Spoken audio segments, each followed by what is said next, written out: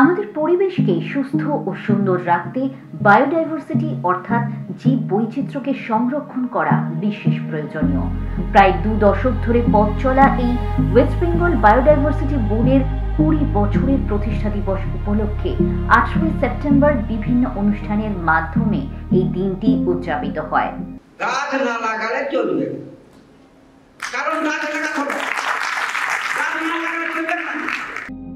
তুলসী গাছে জল সিঞ্চনের মাধ্যমেই শুরু হয় অনুষ্ঠান। এদিনের অনুষ্ঠানের প্রধান অতিথি হিসেবে উপস্থিত ছিলেন পশ্চিমবঙ্গ সরকারের পরিবেশ দপ্তরের ভারপ্রাপ্ত মন্ত্রী মাননীয়া চন্দ্রিমা ভট্টাচার্য। এই পৃথিবীকে বাসযোগ্য করে যেতে হবে। আজকে 20 বছরের এই দিনে এটা হোক আমাদের অঙ্গীকার, কারণ আমরা যদি বাসযোগ্য না করে যেতে পারি তাহলে আমাদের সন্তান সন্ততি যারাই রয়েছেন এবং যত জীব রয়েছেন তাদের প্রতি বোধহয় আমরা আমাদের সঠিক কর্তব্য পালন করতে পারবো না। তাই বাসযোগ্য করেই যেতে হবে এই পৃথিবীকে।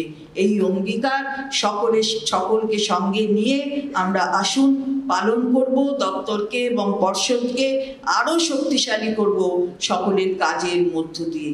এছাড়া উপস্থিত ছিলেন পরিবেশ দপ্তরের প্রধান সচিব ও দূষণ নিয়ন্ত্রণ পর্ষদের সদস্য সচিব ডক্টর রাজেশ কুমার, বায়োডাইভার্সিটি বোর্ডের চেয়ারম্যান ডক্টর হিমাদ্রি শেখর দেবনাথ, সদস্য সচিব তৃপ্তি শাহ, চিফ এনভায়রনমেন্ট আধিকারিক শ্রী ধর্মদেও রায় সহ বিশিষ্ট ব্যক্তিত্বরা। সমস্ত স্তরের মানুষজনের অংশগ্রহণ ছাড়া বায়োডাইভার্সিটি কনজারভেশন কাজ কিন্তু সম্ভব নয়। যেমন একটা কথা বলা যেতে পারে যে নগরের দায়িত্ব হচ্ছে নাগরিকের, সরকার একা কিছু করে উঠতে পারবে না। তাই এবছরের থিম যে আছে be part of the plan, সুতরাং একত্র হয়ে আমাদের প্রত্যেককে ইন্ডিভিজুয়ালি অন্ততপক্ষে থিঙ্ক লোকালি, অ্যাক্ট লোকালি, যাতে গ্লোবাল থেকে আমরা বাঁচাতে পারি।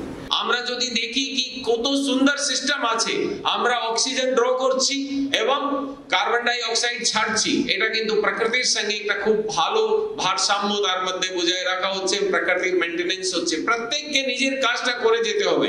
যদি আমরা বাচ্চাদেরকে একটাই জিনিস শেখাই কি গাছকে রক্ষা করতে হবে, তার কারণ হচ্ছে কি লাংসের একটা পার্ট আমাদের বডির ভিতরে আছে এবং অন্য একটা পার্ট ওর নিজের মানে যে গাছের মধ্যে লেগে আছে। এই দুটা কিন্তু কোলাবোরেশনের মধ্যে একটা ব্যালেন্সের মধ্যে কাজ করলে কিন্তু আমরা নিজেকে ভালো রাখতে পারবো, প্রকৃতিকে ভালো রাখতে পারবো। বিশ্বের মধ্যে এই প্রথম জীব বৈচিত্র্য নিয়ে দৃষ্টিহীন মানুষদের জন্য ব্রেইল বই প্রকাশিত করল বায়োডাইভার্সিটি বোর্ড।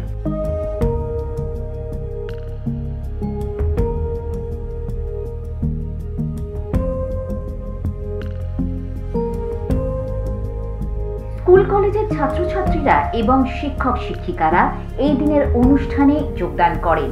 জীব বৈচিত্র্য সম্পর্কে সচেতনতা বাড়াতে ছবি আঁকা সহ বিভিন্ন প্রতিযোগিতার পুরস্কার তুলে দেওয়া হয় ছাত্রছাত্রীদের হাতে।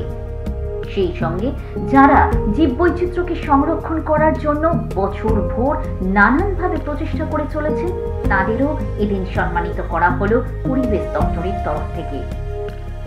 অনুষ্ঠান শেষে বিভিন্ন জেলা থেকে আসা শিল্পীদের গানের মাধ্যমে জীব বৈচিত্র্যকে সংরক্ষণ করার আহ্বান জানানো হয়।